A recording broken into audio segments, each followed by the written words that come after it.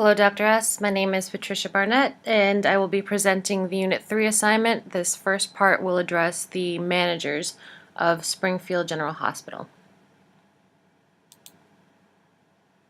Hello, managers. This is CPOE for managers, and this presentation will go over utilizing the computerized physician order entry system here at Springfield General Hospital. Our first slide just presents an overview of what we're going to go over in this presentation. So first of all, introduction to the CPOE system. What is it, and what are the benefits of transitioning to this system? The change process. Incredibly important to manage change properly and ensure that this transition is seamless as possible, and we'll go over how to do that. The teams involved, your role. Managers are critical to the success of this program, and we're going to go over what your role is and how you can be most successful. Sequenced implementation. So this is how to manage during the change. And finally, we will close with a question and answer session and address any of your concerns. So first of all, an introduction to the CPOE system. Why do we need it? The problem. Currently, we have medical mistakes, and this is not unique to Springfield General Hospital. It occurs in every hospital, every clinic, in all capacities of the medical profession that we're in. Prescribing errors are huge as far as medical mistakes.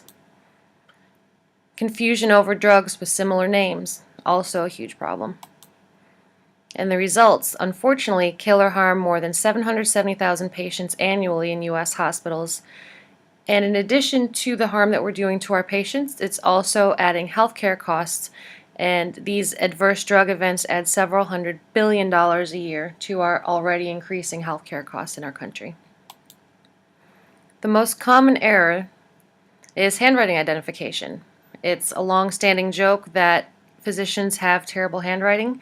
And unfortunately, it's gotten to the point where it really is impacting our quality of care that we're giving to our patients. How do we mitigate this? The solution, CPOE, computerized physician order entry.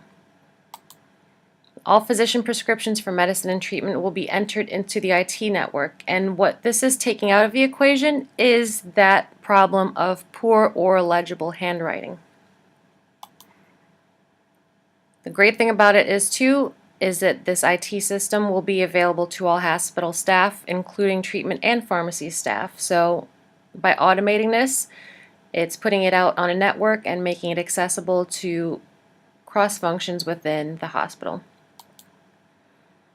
And the great part of it, the best part of it, is the system will catch all prescription errors. So that means incorrect dosages, duplicate requisitions, patient allergies, and even adverse impact statements on multiple medications being prescribed to a patient will be mitigated, hopefully completely, by this system.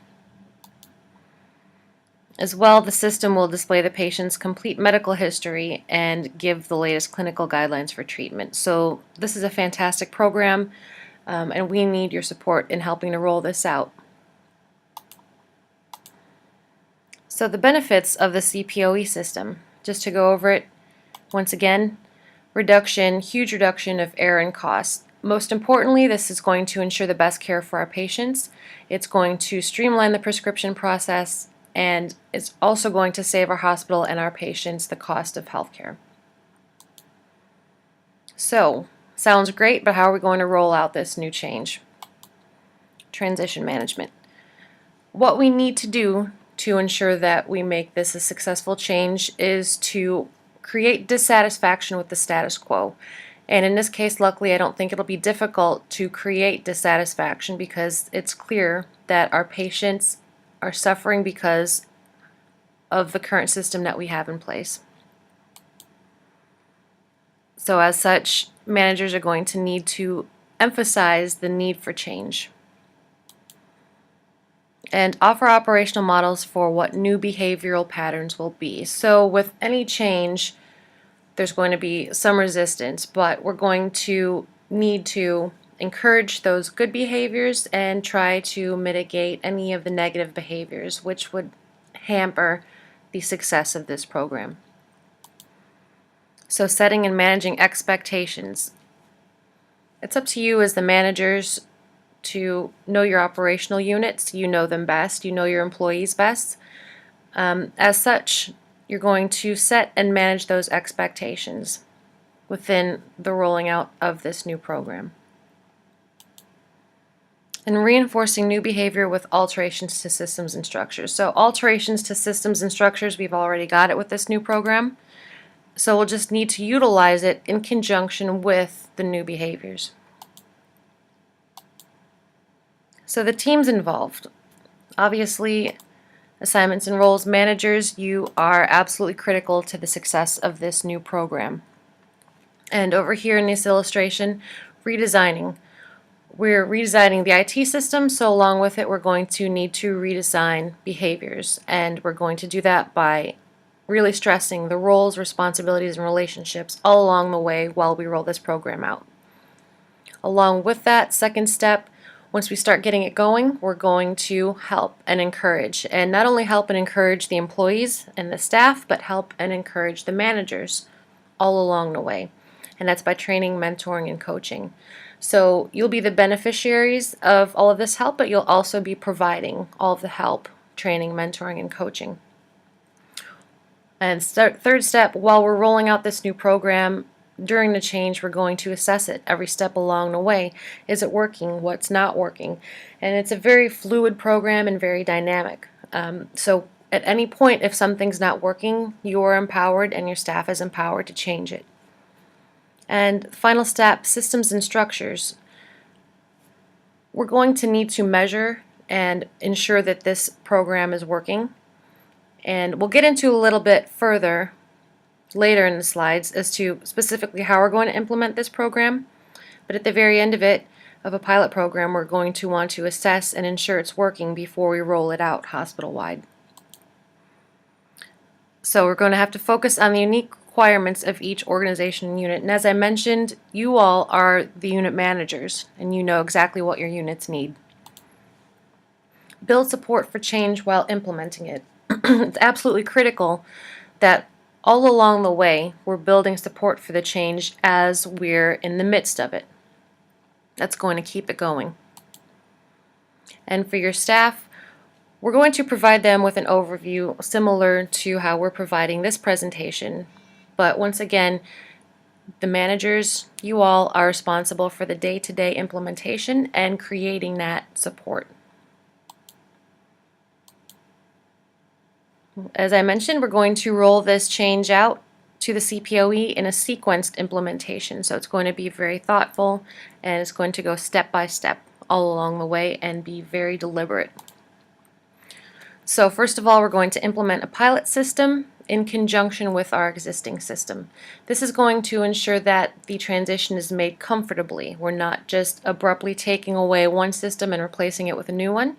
We are going to have both in place and gradually move to the CPOE system while we're using our existing system. This is going to give us the opportunity to work out any potential flaws prior to it rolling out hospital-wide. Utilizing task assignment. This is critical. As I mentioned, all along the way while we're rolling this out, it's going to be extremely important to identify key performance indicators and behavioral implications required for outstanding performance, and that is giving feedback all along the way. And once again, building support every step of the way, mutual engagement. So managers, you all, and your staff are encouraged to communicate two ways during this entire change. You're going to identify the key performance indicators, communicate that to your staff so they know what the expectations are, and they're also going to give you feedback as to the problems that they're having day to day out there on the floor. Question and answer session. So naturally there may be concerns not only for your staff but for you managers as well. So we're going to talk about managing resistance if you have any questions related to that, identifying and addressing dissatisfaction not only among your staff but among you as well if there are any points of dissatisfaction. We're going to want to address that. But at the very essence of this change, we're going to want to mitigate complications while encouraging positive behavior. And of course, I'm going to ask for your feedback, and we can discuss and work through some of these potential issues that you foresee. Thank you so much, and we're going to start our Q&A session. And that is the end of my presentation to the managers. Here is my reference, and thank you.